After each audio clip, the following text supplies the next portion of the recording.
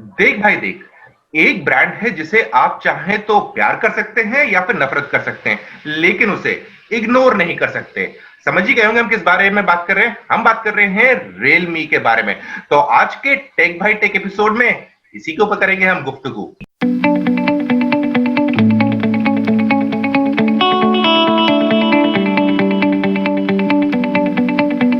Friends, आ गया है Sunday और वक्त हो गया है टेक बाई टेक के नए एपिसोड का।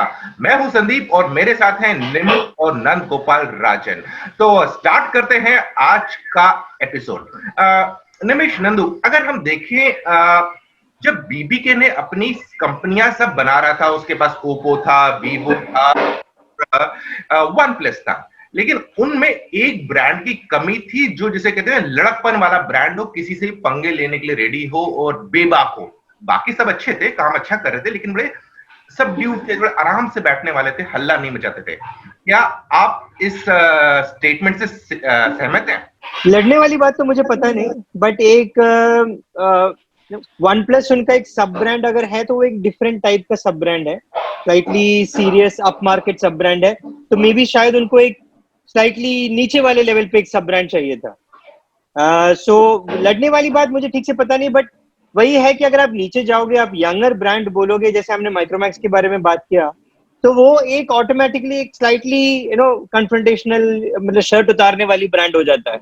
बिल्कुल बिल्कुल। तो यहां पर जन्म हुआ रियलमी का। इसी चीज को मुझे लगता है जो खाना पूर्ति करने के लिए यार सब जगह पे है। एंट्री लेवल सेगमेंट में कोई उनके पास ऐसा ब्रांड नहीं था जो उस टाइम का लीडर जो था Xiaomi, अभी भी लीडर चल रहा है वो, उसको टक्कर दे सके। क्योंकि Xiaomi जो भी कहता था डंके की चोट पे कहता था, मैंने ये किया, मैंने वो किया, हम चीपेस्ट हैं, हम बेस्ट हैं, हम ये हैं। वो वाला एक चीज मिसिंग था बीबीके के पास, और रियलमी के आने के बाद वो चीज कुछ हद तक पूरी होने लगी। निमिष, आपका क्या ख्याल है इस पे? संदीप, एक जिससे लोग कहते हैं ना, कॉन्स्पिरेसी थियरी होती है, बहुत चलती है कि लोग कहते हैं कि किसी ने ऑफिशियली कहा नहीं है लेकिन सुनने में आया है। तो रियलमी के बारे में कई लोग ये कहते हैं कि इसे बनाया ही गया था रेडमी से टक्कर लेने के लिए, इसीलिए शायद इसका नाम भी काफी मिलता जुलता है। अगर आप देखिए, रियलमी और रेडमी में सुनने में काफी सिमिलर है, ठीक है। और अगर ये शायद कोइंसिडेंस ही हो, शायद भाग्य का, किस्मत का खेल हो, लेकिन अगर आप देखिए दोनों के वेबसाइट में डिजाइन जो है, सिमिलरिटी काफी है। तो एक सेगमेंट है जो सोचता है कि ये ब्रांड बनाया गया था भारत में, खास करके क्योंकि भारत में Xiaomi का मार्केट सेगमेंट काफी ग्रो कर रहा था, उसको टक्कर देने के बनाया गया था। अब ये सही है या नहीं है ये तो हमको नहीं पता, ये तो बीबीके और रियलमी वाले ही बता सकते हैं। लेकिन काफी हद तक, जैसे नंद गोपाल कह रहे थे कि इनके पास, आपके पास ओप्पो था, वीवो था, वन प्लस था, और एक तरीके से रियलमी वन प्लस की तरह ही है, लेकिन एक लोअर सेगमेंट पे है। जैसे वन प्लस कहा करता था कि हम लोग फ्लैगशिप स्पेक्स दे रहे हैं आपको कम दाम पे, हम लोग थोड़ा प्रीमियम ब्रांड है। रियलमी उसी कंसेप्ट को काफी मेन स्ट्रीम एलिमेंट में ले आया, और जैसे आपने कहा, डंके की चोट पे कह रहा था कि चलिए हम लोग इतना दे रहे हैं, हम लोग ये दे रहे हैं। Xiaomi को उस समय चैलेंज करने वाला कोई नहीं था जब रेडमी आया था, बहुत 2 साल पहले जब आया था। सैमसंग उस समय अभी भी अपनी जे सीरीज में और कोर सीरीज में अटका हुआ था। मोटरोला जो एक जमाने में काफी आगे था, थोड़ा सा हिला हुआ था, मैनेजमेंट चेंजेस हो रहे थे। तो उस समय रियलमी आया था उसमें, और एग्जैक्टली जैसे Xiaomi की पोजिशनिंग होती थी, उसी टाइप की पोजिशनिंग लेकर के कि हम लोग अच्छे स्पेक्स दे रहे हैं, कम दाम पे दे रहे हैं, और हाई प्रोफाइल सोशल मार्केटिंग के साथ आया था। तो सिमिलैरिटी दोनों में बहुत है, बहुत है सिमिलैरिटी। राइट। और यहां पर अगर बात करें कि दोनों कंपनी के सीईओ की अगर बात कर ले, ऑलमोस्ट दोनों का स्टाइल भी सेम है कि दोनों की दोनों कंपनी के सीईओ के अलावा ब्रांड एम्बेसडर्स भी हैं। आप उनके सोशल मीडिया प्रोफाइल्स देख लीजिए, चाहे Xiaomi या रियलमी के सीईओ के माधव के हम बात कर रहे हैं, ऑलमोस्ट सिमिलर है। लेकिन मुझे सिर्फ एक चीज डिफरेंस लगती है कि मनु कुमार जैन जो Xiaomi के थे, उनको ट्रेनिंग थोड़ी अच्छी मिल गई थी, क्योंकि वो जब स्टेप इन किए थे उससे पहले ह्यूगो बरा थे, और वो भी एक पीपल्स मैन थे, काइंड ऑफ लोगों से बहुत कनेक्ट करते थे। तो उनने ट्रेनिंग थोड़ी उनको अच्छे से दी थी। और रियलमी के केस में एकदम माधव काफी रॉ थे, और जो भी सीखा है ऑन ग्राउंड सीखा है, मतलब करते करते करते करते अपने आप को सुधारा है। आपको क्या लगता है? सी आई एम नॉट श्योर कि इससे कितना इम्पैक्ट अल्टीमेटली लोगों के परचेज डिसीजन पे होता है। क्योंकि क्या स्टीव जॉब्स खुद एप्पल बेच पाया था? मुझे नहीं लगता। उसके लिए अल्टीमेटली आपको प्रोडक्ट में कुछ ना कुछ होना चाहिए, राइट? मैं तो अभी भी, मुझे ये कन्विंस नहीं हुआ है कि शाहरुख खान भी या रणवीर कपूर भी या ह्यू जैकमैन, ये लोग भी प्रोडक्ट बेच सकते हैं, क्योंकि अल्टीमेटली अगर प्रोडक्ट में वो वैल्यू नहीं दिखता है यूजर को, स्पेशली इंडिया जैसे मार्केट में, मुझे नहीं लगता लोग खरीदेंगे, अपना पैसा लगाएंगे, राइट? तो ये उस इस पे कि एक टेक सीईओ को देख के आप ये कर लोगे, वो मुझे इतना नहीं लगता। लेकिन एक चीज जो मैंने नोटिस किया है, ये पहले नहीं होता था, स्टीव जॉब्स में केस में होता था, कि सीईओ का कैरेक्टर जो है, आइडेंटिटी जो है, वो ब्रांड आइडेंटिटी बन जाता है, ब्रांड कैरेक्टर बन जाता है, right? Is that always a good thing? I don't know, right? Because then you have to protect two things. Then you have to protect your brand as well as the CEO's image, right? CEO से तो मतलब car में जाते हुए एक cycle वाले से भी एक्सीडेंट हो गया, तो उसका जो रिफ्लेक्शन है वो आपके ब्रांड पे भी आएगा। वो स्लाइटली रिस्की टेरिटरी है। तो मुझे ठीक से पता नहीं है कि Xiaomi जैसे ग्लोबल कंपनी हो या रियलमी जो बीबीके से आता है, ये क्यों प्रोजेक्ट करना चाहते हैं? बिकॉज यूजुअली बड़े ब्रांड्स में of course there are very powerful people, वो उनको प्रोटेक्ट करते हैं, थोड़ा सा उनको स्क्रूटनी के लिए ओपन नहीं करते हैं। सो फ्रॉम दैट ये I am not very sure. और ये and if you see all these brands, ये सब बहुत इंडिया स्पेसिफिक चीजें हैं। आप किसी और मार्केट में चले जाओगे तो इसी ब्रांड्स के टॉप लोगों को लोग नहीं पता होता है लोगों को, राइट? आप एक एग्जाम्पल देख लीजिए, वन प्लस का सीईओ है, बहुत ही पावरफुल बंदा है, बहुत ही प्रोडक्ट ओरिएंटेड बंदा है, लेकिन पीठ इतना विजिबल नहीं होता है, राइट? वो बाकी मार्केट्स में, स्पेशली इंडिया में, तो फिर भी लोग थोड़ा सा एसोसिएट करते हैं पीठ के साथ और काल पे के साथ, बट लेकिन बहुत कम ये ब्रांड एसोसिएशंस बाकी मार्केट्स में आपको दिखता है। हार्डली आप बहुत बड़े बड़े ब्रांड्स देख लीजिए, सैमसंग का आप किसको जानते हो? किसी को नहीं जानते किसी भी मार्केट में। इवन माइक्रोसॉफ्ट का आप देख लीजिए, माइक्रोसॉफ्ट का भी बहुत कम लोग हैं जिसको आप नाम से जानते हैं। एप्पल एक एक्सेप्शन है, क्योंकि एप्पल ने वो कल्चर बनाया है, बट एप्पल में भी 3-4 लोग हैं, और उसको तो वो बहुत मतलब रिंग फेंस से प्रोटेक्ट करते हैं ऐसे लोगों को। ये लेकिन कि आप जो भी करोगे, आप क्या खा रहे हो, आप कहाँ जा रहे हो, आप कौन से स्कूटर पे बैठे हो, है ना, आप कौन से तालाब में नहा रहे हो, ये सारा जो आप एकदम स्क्रूटनी के लिए बाहर छोड़ देते हो, ये मुझे नहीं लगता है बहुत अच्छा स्ट्रैटेजी है। इससे क्या फायदा है मुझे समझ में नहीं आया। कुछ होगा मतलब, मैंने तो मैनेजमेंट किया नहीं है, मैंने एमबीए किया नहीं है, मुझे ना एक्सेल शीट बनाना आता है ना पीपीटी बनाना आता है, तो मुझे तो इसके बारे में पता नहीं। बिल्कुल बिल्कुल। आगे बढ़ने से पहले कुछ कमेंट्स देख लेते हैं जो अभी तक हमने माधव के इंटरव्यू लिए हैं, जो सीईओ हैं रियलमी के। उन्हें डिफरेंट बातों में अपने कैसे विचारों को प्रकट किया। और एक और हमने एक बार उनसे सवाल पूछा था कि क्या आपको उंगली करने में मजा आता है लोगों से, उसका जवाब भी सुन लीजिए। बचपन और कॉलेजेस में काफी शांत स्वभाव के बंदे थे, जो ज्यादा बोलते नहीं थे, या कुछ ज्यादा ही प्रोएक्टिव, और जहां उंगली करने का मौका मिला छोड़ते नहीं थे? शांत तो नहीं था मैं, पर काफी एग्रेसिव ही था पहले से। एंड उंगली नहीं करता था मैं, पर जो मुझे उंगली करता था मैं उनको उंगली करने में पीछे हटता भी नहीं था वैसे। और वो चीज अभी तक कंटिन्यू हो रही है? वो आपका परसेप्शन है। अगला सवाल ये उठता है कि हम रियलमी को भी देख रहे हैं और Xiaomi को भी देख रहे हैं। क्या रियलमी ऐसा नहीं लग रहा है खाली Xiaomi को कॉपी कर रहा है, या वही वाली प्रोडक्ट स्ट्रैटेजी अपना रहा है अपने प्रोडक्ट्स के लाइनअप में?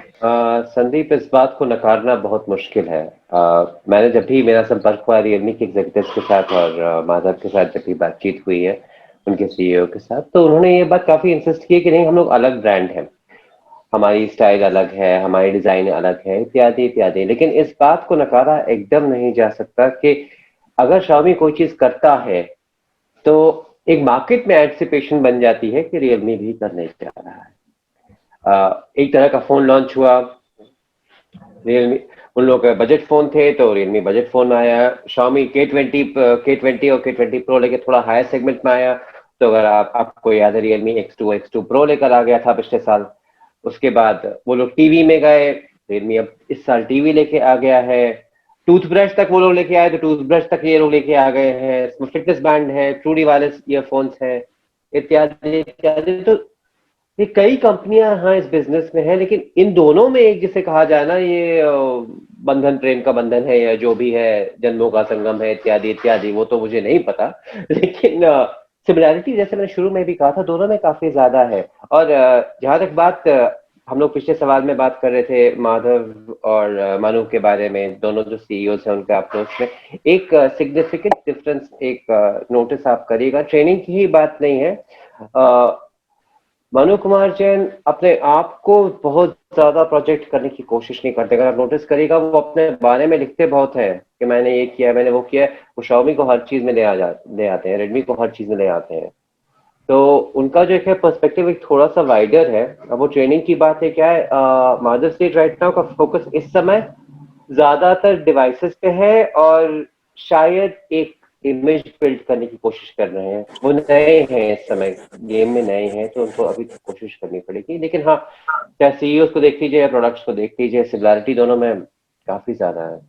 नंदू, आपको क्या लगता है कि जैसे हम प्रोडक्ट्स देख रहे हैं मार्केट में, जितने रियलमी ने पिछले 2-2.5 साल में लॉन्च किए, Xiaomi ने भी किए, कभी कभी आपके दिमाग में भी कंफ्यूजन हो जाता है कि यार दोनों में डिफरेंस क्या है? नहीं, दोनों में डिफरेंस तो कुछ है ही नहीं। और अगर लोगों को लगे कि डिफरेंस है, तब उनका प्रोडक्ट स्ट्रेटेजी चलता नहीं है। राइट, आप जब चेस खेलते हो ना, चेस में बहुत सारे मूव्स होते हैं। एक मूव ये भी होता है कि आप अपने ओपोनेंट को कंप्लीटली मिरर करो। वो एक पॉन मूव करता है, आप भी उस साइड पे सेम पॉन को मूव करते हो। मैं अपने बेटे के साथ खेलता रहता हूँ। अब इसमें ये क्या होता है कि उसमें एक पॉइंट है जब आपको ये जो मिररिंग है वो स्टॉप करना पड़ेगा। और आपको एक मतलब अगर आपके ओपोनेंट ने आपको काट दिया तो आपको कुछ और खेलना पड़ेगा, मतलब क्योंकि आप सेम चीज को वापस नहीं काट सकते ना, तो वहां पे आपका मिररिंग बंद हो जाता है। तो इसीलिए ये कन्फ्रंटेशन बीच बीच में आ जाता है। राइट, ये बहुत सिंपल सी स्ट्रैटेजी है कि आपको वही चीज करना है ना। आप सो ये कोई नई चीज नहीं है, मतलब ये एंटायर आप कहीं भी देखोगे, बहुत साल पहले देखोगे ये कि we can do it better. वो मतलब वो it has always been a strategy in any industry, any segment that you go, कि अच्छा वो कर रहे हैं, we can do it better. Now यहाँ पे ये क्या हो रहा है, we can do it better नहीं है, we can do the same slightly cheaper. Right, so वो वाली एक बात हो गई है कि अच्छा 100 रुपए कम में दे देंगे हम आपको। राइट, तो ये है अभी जो गेम है, बिकॉज प्रोडक्ट तो आपका अल्टीमेटली वेरी सिमिलर है। राइट, और जो नाम से, जो ब्रांडिंग से जो सिमिलैरिटी है, वो काफी सारे लोगों को मतलब it is enough to dupe a lot of people. मैं ड्यूप नेगेटिव सेंस में नहीं यूज कर रहा हूँ, लेकिन हाँ, लेकिन बहुत सारे लोग, अगर आप देखोगे इंडिया में बहुत सारे लोग, विजयकांत भी सुपर हीरो बन गया था। विजयकांत जब वो मार्केट में आया तो उसका एक ही क्लेम टू फेम था कि वो रजनीकांत की तरह दिखता है। राइट, सो मतलब इंडिया में वो चल जाता है थोड़ा बहुत। तो आई थिंक अभी भी और ये जिस मार्केट में वो खेलते हैं, लोअर बॉटम ऑफ द पाई, जो बॉटम ऑफ द पिरामिड जो मार्केट पे जो खेल रहे हैं, जो बेसिकली अगर आप बॉलीवुड या मतलब सिनेमैटिक इसमें चेंज करोगे, फ्रंट बेंचर्स के लिए खेलते हैं आप। तो वहां पे ये चल जाता है, विजयकांत, रजनीकांत सब दिखता थोड़ी तरह, रियलमी हो, रेडमी हो, दिखता है ना, वैल्यू भी उतना सेम ही है। राइट, तो वो थोड़ा आई थिंक इट्स ओके, सो ये मार्केट वही है, ऐसे नहीं है कि इनको नहीं पता है। सो देखो, ये बीबीके का लार्जर स्ट्रैटेजी है। उनके पास बेसिकली हर चीज के लिए डिफरेंट वेपन्स है। हर मार्केट के लिए, हर मार्केटिंग स्ट्रैटेजी के लिए, हर प्राइस पॉइंट के लिए, हर चीज के लिए उनके पास टैक्टिक है। राइट, तो आप इतना बड़ा कॉन्ग्लोमरेट बन जाते हो, आप इसको अपने आप को हेड्ज करते हो। So I think this is just that. Xiaomi के लिए भी यही है। निमेश, आपको क्या लगता है जो प्रोडक्ट्स हैं एक्चुअली बहुत हद तक ऐसे लगते हैं कि टाइमिंग का गेम हो गया है, कौन पहले लॉन्च कर दे और कौन बाद में लॉन्च कर दे, और जो बाद में लॉन्च कर दे वो क्या प्राइस कम रखता है कि नहीं लगता है?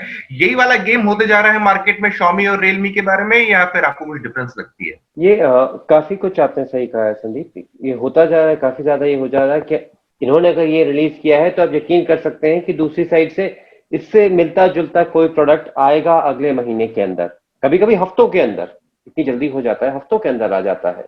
तो जैसे नंदगोपाल ने कहा, एक दूसरे को मिरर कर रहे हैं, काफी compete कर रहे हैं एक दूसरे के साथ। एक तरह से देखिए तो अच्छा है कंज्यूमर के लिए, क्योंकि जहां तक एक चीज नोटेबल है, दोनों के बारे में, क्वालिटी के बारे में कंप्लेंट ज्यादा नहीं आई है। हम कह सकते हैं कि हाँ बहुत सिमिलर है, वैसा ही प्रोसेसर है, वैसे ही रैम है, ऐसा ही कैमरा है इत्यादि इत्यादि, लेकिन क्वालिटी के बारे में ज्यादा इश्यूज नहीं आए हैं। जो आमतौर पे इस प्राइस सेगमेंट में जैसे आप दाम नीचे जाते हैं तो क्वालिटी के इश्यूज आया करते थे। आपको याद होगा माइक्रोमैक्स में आया करते थे, नोकिया तक में आया करते थे कि आपका दाम कम हो गया तो इश्यूज आ जाते थे क्वालिटी के। यहाँ क्वालिटी के इश्यूज कम आए हैं। दोनों ब्रांड्स ने काफी अच्छी डिवाइसेस लाए और बेंचमार्क एक तरीके से जो कहा जाता है बजट सेगमेंट का, एक आशा होती थी कि 10,000 रुपए में इतना ही मिलेगा, अब वो इतना ही मिलेगा, वो एक्सपेक्टेशन चेंज हो गई है।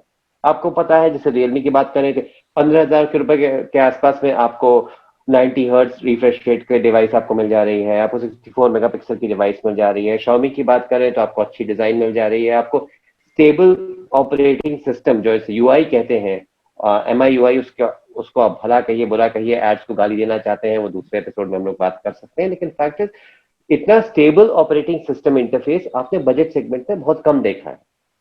और ऐसा सिस्टम जो अपडेट करते हैं, Xiaomi एंड्रॉइड को अपडेट करे ना करे, MIUI को जरूर अपडेट करता है। तो एक स्टैंडर्ड फीचर सेट के साथ, एक अच्छी क्वालिटी के साथ, वो चाहे मिरर कर रहे हो नहीं कर रहे हो, और मिरर तो कर रहे हैं साफ साफ है, लेकिन कंज्यूमर के पास ऑप्शंस है जो मेरे अनुसार अच्छी बात है। लेकिन हाँ, बुरी बात इसमें बस एक चीज है, जैसे नंदगोपाल ने पॉइंट आउट किया, कंफ्यूजन क्रिएट हो जाता है क्योंकि लोग थोड़ा सोचते हैं नाम सिमिलर है, कुछ जगहों पे पैकेजिंग भी लोगों को थोड़ी थोड़ी कभी कभी सिमिलर लगी है, उसपे तो खैर वो तो कॉपीराइट इश्यूज है, हम लोग उसमें जाना नहीं चाहते हैं, लेकिन थोड़ा सा कंफ्यूजन हो जाता है। पर प्रोडक्ट क्वालिटी पे कॉम्प्रोमाइज जहां तक मुझको लगता है वो नहीं हो रही है, जो कि बहुत अच्छी बात है। इसमें एक चीज मैं बोलना चाहूंगा कि आप फोटो जैसे करते हो है ना, सो जो चाइना इकोसिस्टम है, चाइना इकोसिस्टम में आपको शायद पता चल जाता है कि आपका कॉम्पिटिटर किस चीज पे काम कर रहा है, राइट। अगर आपको नहीं पता चलता है, और ये मुझे बहुत सीनियर किसी ने बताया, किसी कंपनी का नाम मैं नहीं ले सकता क्योंकि ऑफ द रिकॉर्ड कन्वर्सेशन था, लेकिन वो कह रहा था कि देखो अगर हमने एक सर्टेन टाइप की स्क्रू का ऑर्डर दे दिया तो हमारा कंपटीशन देखता है कि इस टाइप की स्क्रू किस चीज में लग सकता है, और वहां से रिवर्स कैलकुलेट करेंगे, अच्छा ये स्क्रू जो है ये एक सर्टेन टाइप की कैमरा मॉड्यूल की डेप्थ के हिसाब से फिट पड़ता है, अच्छा उसका मतलब है कि ये कंपनी का अगले अगले फोन में 4 कैमरा सेटअप आने वाला है, तो हमें भी 4 कैमरा करना चाहिए। लेकिन उनको नहीं पता होता है कि उस कंपनी का 4 कैमरा में चारों वो लेंस कैसे डिफरेंट होगा, ये अपनी वर्जन कर लेंगे। लेकिन जब दोनों प्रोडक्ट आता है, दोनों के पास 4 कैमरा होता है।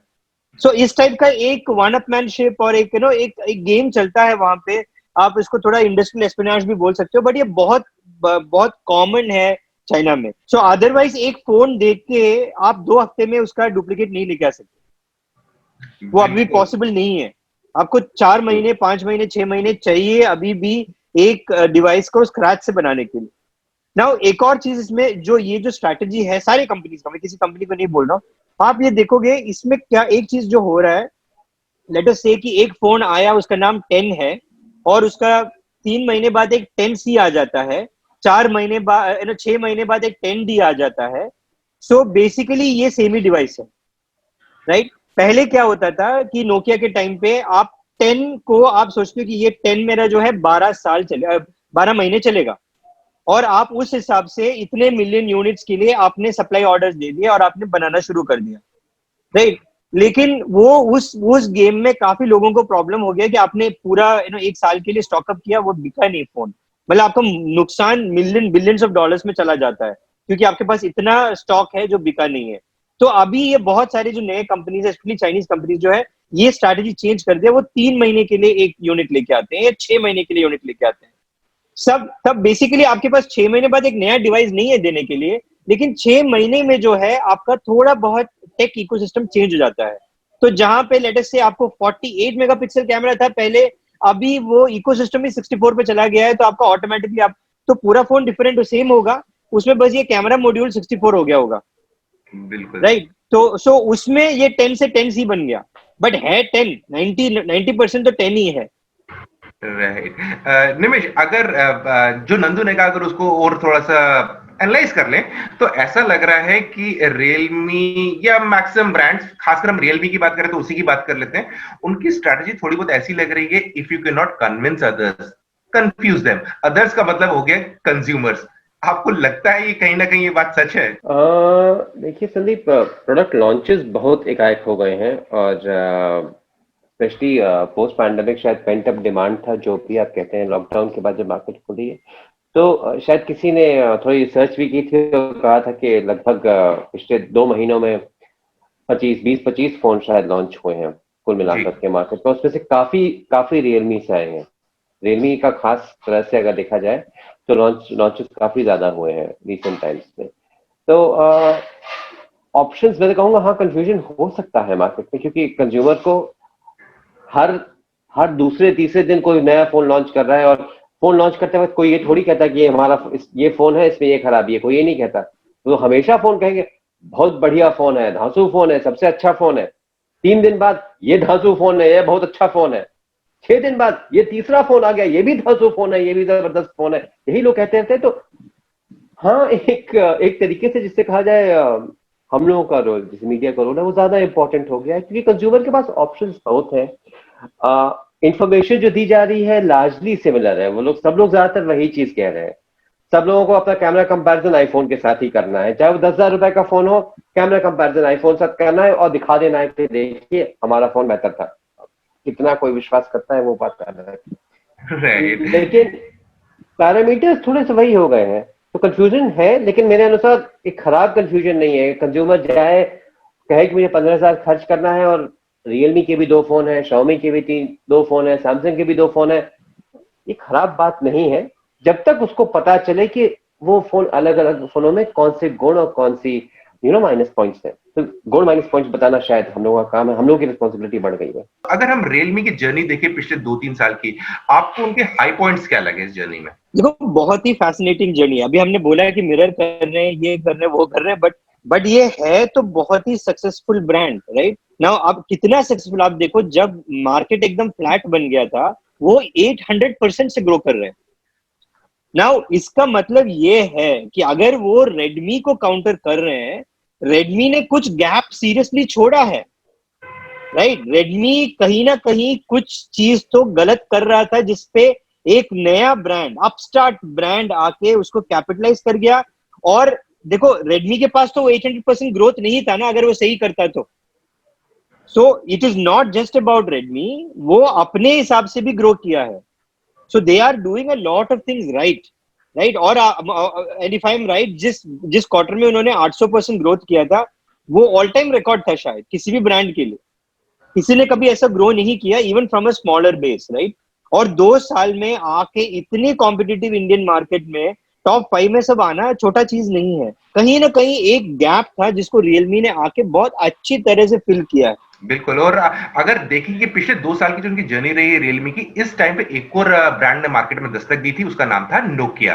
तो ऑलमोस्ट नोकिया और इन दोनों की जर्नी पैरेलली चल रही है, और नोकिया का ब्रांड रिकॉल वैल्यू ज्यादा अच्छा था, लेकिन टॉप 5 में आया रियलमी, वहां पर नोकिया नहीं आया। निमिष, आपको क्या लगता है इस पॉइंट के अलावा उनकी जो पिछले साल की अभी तक की जर्नी रही है, उसमें हाईलाइट क्या रहा है? देखिए, नंदगोपाल ने एकदम सही कहा। ऐसा शायद अप्रत्याशित रहा है कि कोई एक ब्रांड आ गया है और आने के 1-1.5 साल के अंदर ही टॉप 5 में पहुंच जाए। Xiaomi भी जब आया था 2014 में आया था, तो शुरू में उसका मार्केट शेयर काफी छोटा था।